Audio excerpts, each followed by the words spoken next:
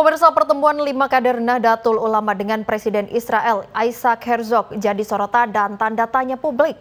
Publik mengecam pertemuan itu karena dinilai PBNU tidak mendukung kemerdekaan rakyat Palestina yang saat ini tengah menghadapi gempuran Israel. Kami akan membahasnya secara virtual bersama pengamat politik dari Universitas Al-Azhar, Ujang Komarudin. Halo, selamat siang Mas Ujang. Selamat siang, Mbak Ayu. Ya, terima kasih Mas Ujang telah berkenan bergabung bersama kami di Dialog Laporan 8 Siang Garuda TV.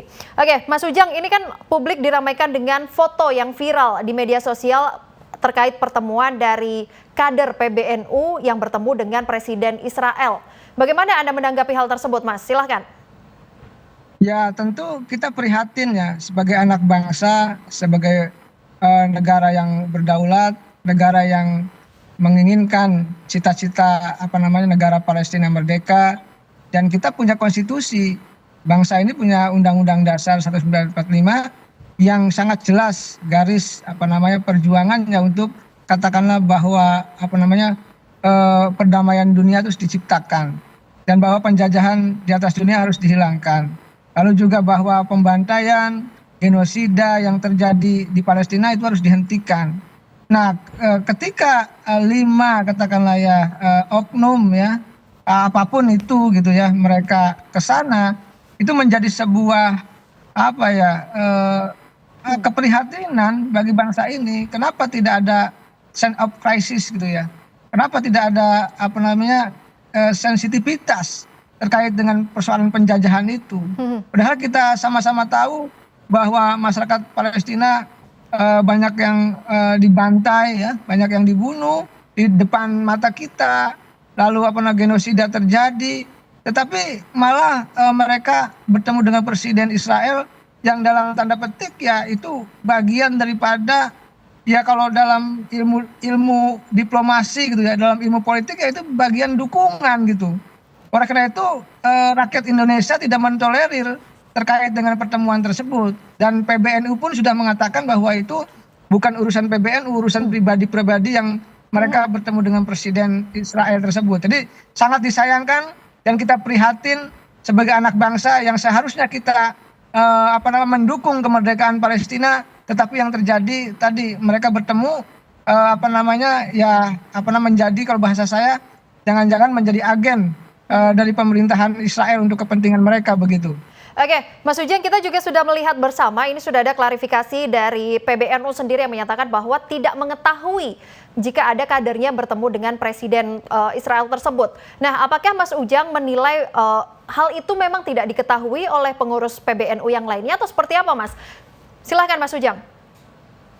Ya, ada dua kemungkinan gitu. Ya, bisa jadi tahu tapi pura-pura tidak tahu, bisa jadi. Tapi saya tidak mau suudon seperti itu.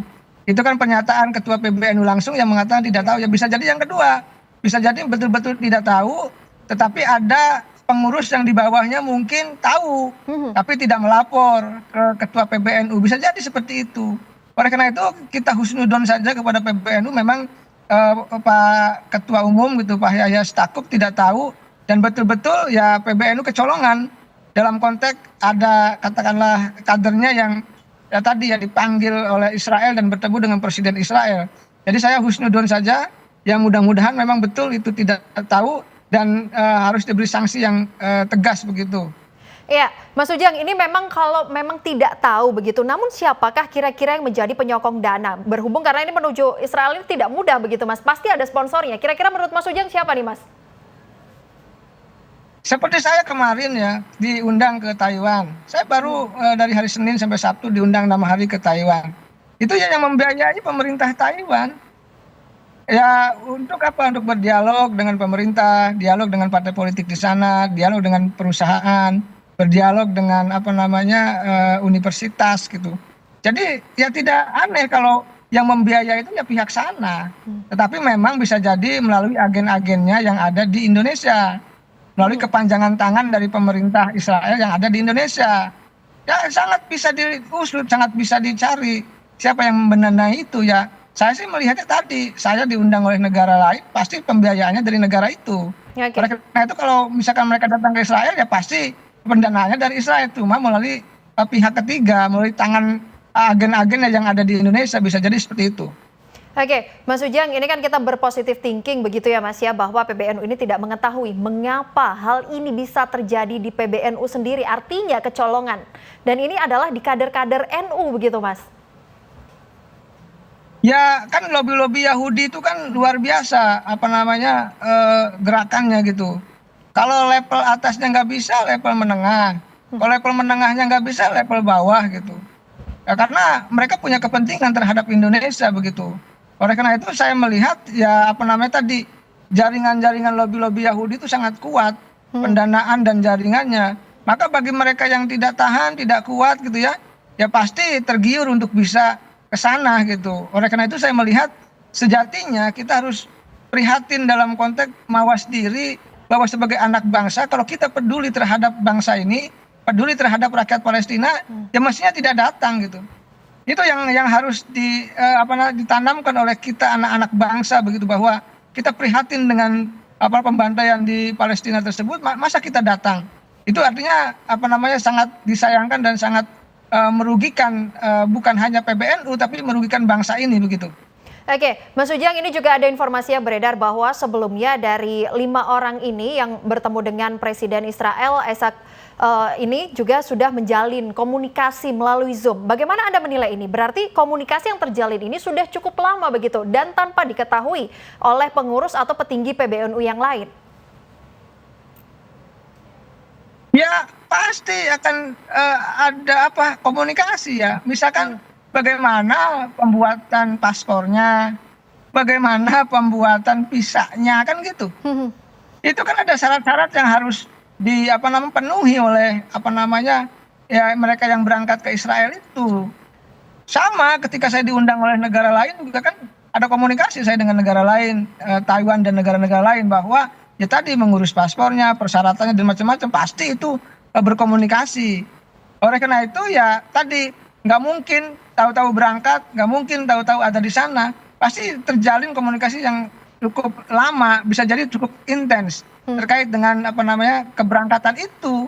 Karena tadi saya punya pengalaman. Bedanya kalau saya diundang dalam konteks agar tidak terjadi perang gitu ya, agar apa namanya antara Taiwan dengan China, agar apa namanya masing-masing mengakui kedaulatan masing-masing. Taiwan negara sendiri dan China juga negara sendiri.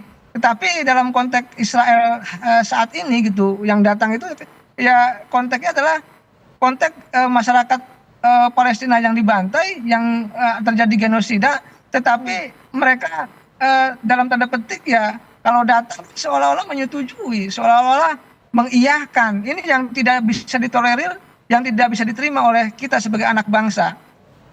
Oke, mengapa NU, Mas? Ya, NU menjadi target ya, karena ormas terbesar di Indonesia. Lalu ya Muhammadiyah dan ormas-ormas lain. Ya kebetulan mungkin NU yang lebih moderat ya gerakannya sehingga tadi pendekatan-pendekatan lobby-lobby itu dilakukan oleh pihak mereka begitu.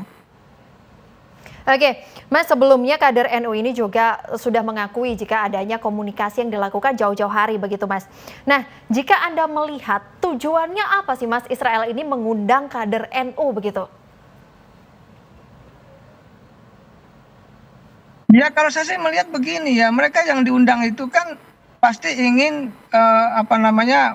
mereka itu melakukan promosi bagi Israel, menjadi kepanjangan tangan bagi Israel, bahwa Israel itu inginnya baik, bahwa itu bukan penjajahan dan lain sebagainya. Biasanya begitu itu. Lalu nanti yang disalahkan itu Palestina, yang disalahkan itu Hamas. Itu target daripada Israel, bahwa mereka mengundang katakanlah ya tadi oknum 5 kalangan Nahdliyin itu ya untuk yang menjadi kepanjangan tangan dari pemerintah Israel agar mereka membaik-baiki Israel dalam konteks komunikasi di Indonesia maupun dalam konteks komunikasi di media. Ya tidak jauh dari itulah. Dan itu sangat menyakitkan kalau itu terjadi begitu. Oke, Mas Ujang, ini kan kita ketahui bersama bahwa pemerintah Indonesia ini tegas mengecam atas tindakan yang dilakukan Israel terhadap Palestina begitu. Nah, akibat dari pertemuan ini, kira-kira bagaimana kondisi politik Indonesia di politik internasional? Silahkan Mas Ujang, terakhir. Ya harus diselesaikan dulu ini persoalan, diberi sanksi dulu. ya kan, dengan tegas, dengan jelas, dan dalam konteks hubungan Indonesia dengan negara-negara lain, dengan Palestina dan bangsa ini sangat clear, sangat jelas, mengacu pada konstitusi bahwa kita mendukung Palestina yang merdeka, apapun resikonya, apapun konsekuensinya. Jadi kalau ada pihak-pihak oknum yang katakanlah mendukung Israel untuk kepentingan pribadi, ini sungguh sangat disayangkan dan bertentangan dengan kepentingan kita sebagai bangsa.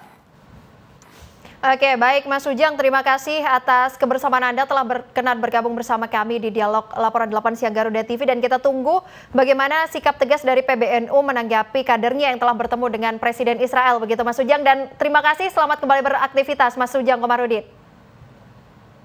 Sama-sama Mbak Ayu.